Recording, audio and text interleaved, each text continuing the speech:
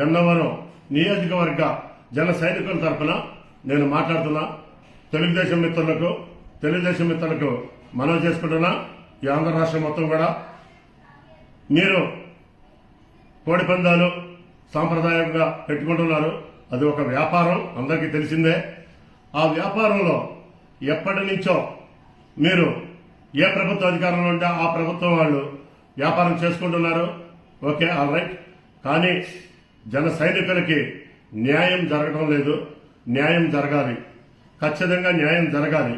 ఊరికి నేను లైవ్ పెట్టి నేను న్యాయం జరగాలి అని చెప్పి అన్నంత మాత్రాన న్యాయం చెయ్యరు మీరు, నాకు తెలుసు. దాన్ని ఎలా న్యాయం జరిగే విధంగా ఏ విధంగా నా ప్రవర్తన ఉండాలో నేను దాన్ని ఫాలో అవుతాను. ఈ సంవత్సరానికి ఇది జరిగిపోయింది. ఇప్పటికైనా సరే కొంతవరకు ఏమైనా అవకాశాలు ఇస్తే తెలుగుదేశం మిత్రులు, ముఖ్యంగా తెలుగుదేశం మిత్రులు సరైన అవకాశం ఇవ్వండి జనసేన శ్రేణులకు. ఎందుకంటే జనసేన శ్రేణులందరూ కూడా మిడిమిడి చిన్న చిన్న వ్యాపారాలు, చిన్న చిన్న స్టాండ్లు, సైకిల్ స్టాండ్, కార్ స్టాండ్, లేకపోతే స్కూటర్ స్టాండ్ల కోసం దాంట్లో ఉన్న వ్యాపారాలు, రకరకాల వ్యాపారాలు ఉంటాయి. వాటిల్లో చాలా మంది అడుగుతున్నారు. కానీ వాళ్ళకి ఏ న్యాయం చేయలేకపోతున్నాం జనసేన పార్టీ తరఫున. ఈ పందాలు, ఈ కోడి పందాల ఆర్గనైజర్స్ కి ఈ రాష్ట్రం మొత్తం కూడా నేను మనవి చేసుకుంటున్నా. మీరు ఈ సంవత్సరం వరకు ఎలా చేసుకున్నారో మీరు చేసుకున్నారు. కానీ నెక్స్ట్ ఇయర్ నుంచి, వచ్చే సంవత్సరం నుంచి జనసేన శ్రేణులకి ఈ రాష్ట్రం మొత్తం కూడా తగిన ప్రాధాన్యత ఇవ్వండి. మీరు తగిన ప్రాధాన్యత ఈ రాష్ట్రం మొత్తం కూడా ఇవ్వాలి.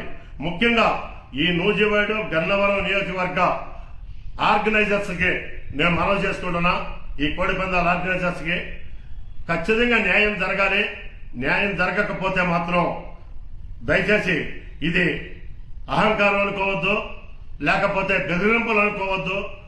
కానీ నాకు ఒక్క రూపాయి కూడా దాని నుంచి, ఒక వ్యాపారం గాని ఒక రూపాయి గాని నా వ్యక్తిగతంగా నాకు మాత్రం ఏ పరిస్థితుల్లోనూ, ఎటువంటి పరిస్థితుల్లోనూ వద్దు. జనసేన శ్రేణుల కోసం మీరు అంతంత మాత్రం కూడా కష్టపడే జనసేన శ్రేణులు చాలా మంది ఉన్నారు. వాళ్ళ కోసం నేను లైవ్ పెడుతున్నా.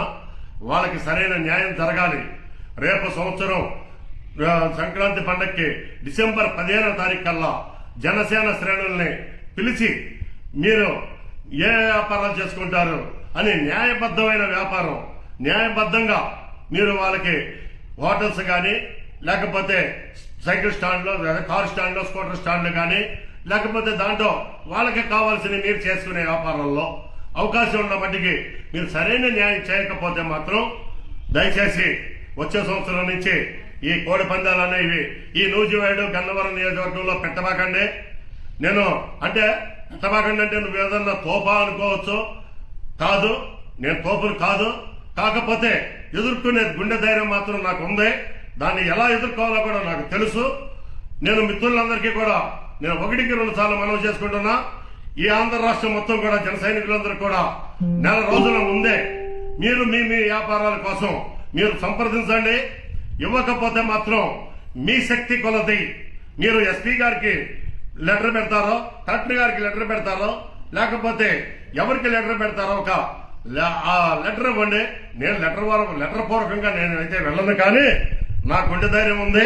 నేను ఎలాగైనా సరే ప్రయాణం చేసి జనసేన శ్రేణులకి న్యాయం జరిగే విధంగా, రేపు నెక్స్ట్ ఇయర్ నుంచి న్యాయం జరిగే విధంగా, ప్రతి ఒక్క సామాన్యుడికి న్యాయం జరిగే విధంగా నేను ప్రవర్తిస్తానని చెప్పి మేము మనవి చేసుకుంటున్నాం.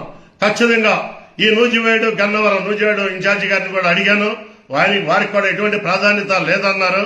నేను ఈ నూజివీడు గన్నవరం నియోజకవర్గంలో మాత్రం ఆర్గనైజర్స్ కి, ముఖ్యంగా ఈ కోడి పందాలు జరిపే ఆర్గనైజర్స్ కి మీరు ఎంత బలవంతులైనా అవ్వచ్చు, మీకు ఎంత శక్తి అయినా ఉండొచ్చు. మీ బలం, మీ శక్తి ముందు నా గుండె ధైర్యం దానికి 10 రెట్లు గట్టిది. నేను ఈ గుండె ధైర్యంతో నేను ఖచ్చితంగా నెక్స్ట్ ఇయర్ నుంచి జనసేన శ్రేణులకి న్యాయం జరిగే విధంగా పోరాడతానని చెప్పి మీరు మంచిగా మమ్మల్ని సంప్రదించి డిసెంబర్ 15వ తారీఖు కల్లా మీరు మా జన శ్రేణులకి న్యాయం చేయమని కోరుకుంటున్నాను.